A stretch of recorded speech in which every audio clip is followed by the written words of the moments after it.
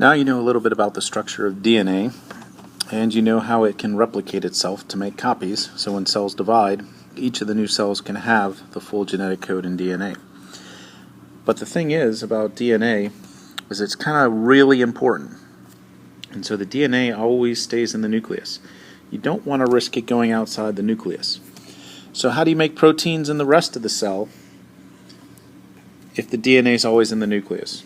And that's where RNA comes in. Messenger RNA will leave the nucleus, and it is copied from DNA. It's only a single strand, and that will be what ends up coding for proteins that we learn about later. So DNA stays very secure in the nucleus, and RNA is what leaves the cell. And they have some slight differences in their structure, and so we're going to look at those right now. Both have essentially the main ingredients to it. They all have a sugar phosphate backbone. Only the sugar in RNA is ribose, while the sugar in DNA is deoxyribose. And that's how they get their names. So those sugars and phosphates alternate along and make a backbone. You'll notice that DNA is a double helix, and RNA is a single strand. Both have nitrogen bases that go across the center.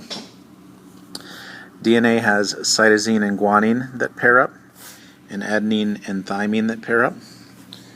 RNA likewise has cytosine and guanine that pair up, and it has adenine, but instead of thymine it has uracil that pairs up, so it's slightly different. They both have covalent bonds along the strands. We talked about those strong covalent bonds so the strands don't break, and they both will form hydrogen bonds in the center, DNA holding together all the time, and RNA when it's either being transcribed from DNA or it's translating and making proteins. So in summary, both have a sugar phosphate backbone, deoxyribose versus ribose. Both contain the nitrogen bases adenine, cytosine, and guanine. DNA has thymine, RNA has uracil. DNA is a double helix shape, RNA is a single strand. DNA can replicate itself, and RNA is synthesized from DNA. So there's the main difference. They are both nucleic acids, and they are both very important for our cells.